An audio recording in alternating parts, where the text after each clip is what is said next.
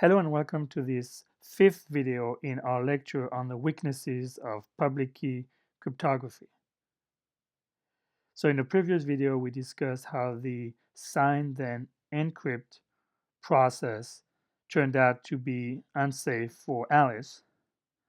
So in this video, we're going to study how Alice can use the opposite process. So let's say Alice and Bob, a few years later, have become friends again. And Alice has made a very important discovery, say, that she wants to share with Bob. And of course, she wants to get credit for that discovery. So Alice is going to first encrypt this message by using Bob's public key. So therefore, Bob will be the only person who can read this encrypted message. So this will give us a ciphertext C. And then Alice is going to sign this ciphertext by encrypting it using her own private key. So this is the signed message that she's sending to Bob. So notice in this approach, we're doing the encrypt-then-sign process since the other way around didn't work well for Alice. So this is in mathematical or formal notation. What happens, the message is first encrypting using Bob's public key, and the resulting ciphertext is signed using Alice's private key. Now, of course, Charlie is still mad about what happens a few years back, and so Charlie is going to try and attack this scheme. So why don't you pause the video and figure out how could Charlie do some damage on this particular message here.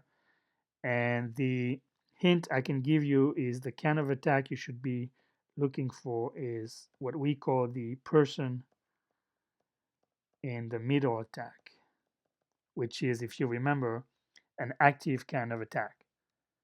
So come back once you have thought about a possible attack and we'll discuss it together.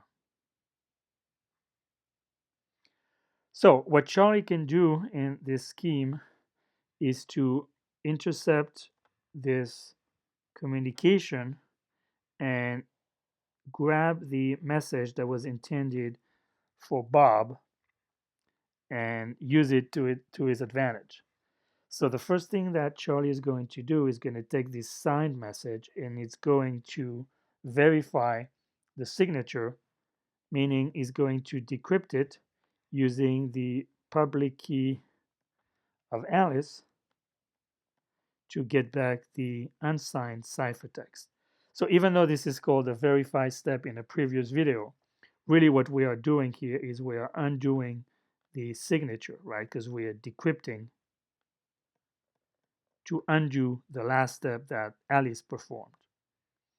So the bottom line though is that Charlie has a copy of the ciphertext. Of course, Charlie does not have access to M, but he does have access to an encrypted version of M called C.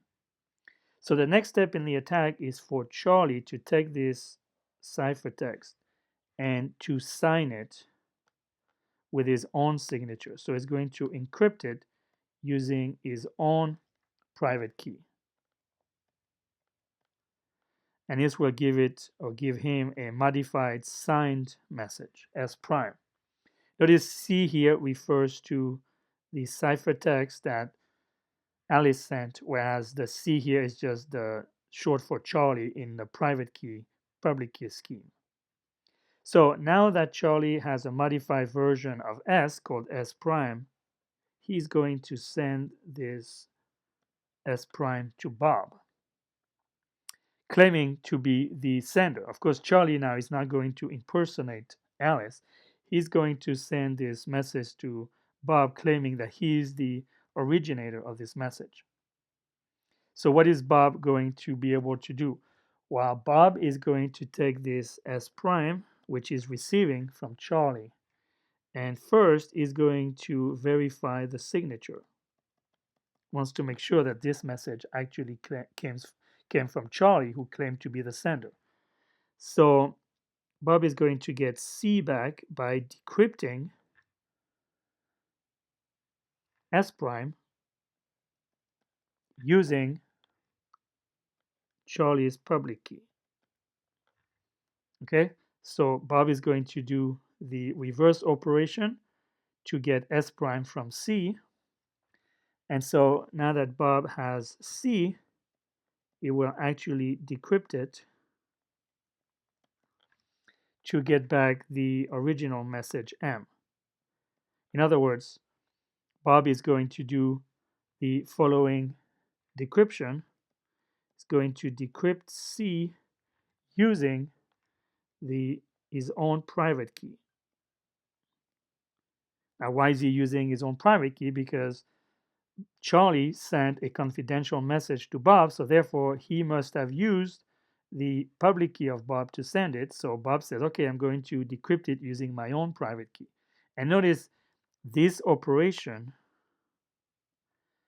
is exactly the reverse of this operation that Alice initially performed. And therefore, Bob is getting back the original message that Alice at first encrypted.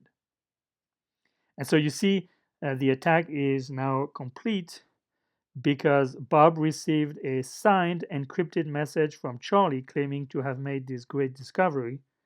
And Bob is now convinced that not only nobody else has seen this message because it came encrypted, but more importantly, is convinced that this message came from Charlie, and Charlie is the one who actually made that discovery, not Alice. So this was clearly a successful attack by Charlie on this scheme, which is definitely not secure. So what is the moral of the story that was split between the previous video and the current video? I guess it doesn't matter if you encrypt and then sign or if you sign and then encrypt. The bottom line is these schemes are definitely not secure. And so the reason for that is a weakness that is inherent in the public key cryptography approach. And the weakness is as follows. Because the public key is known to anyone, anyone can use the public keys. In particular, anyone can perform any public key operation. And what are these operations?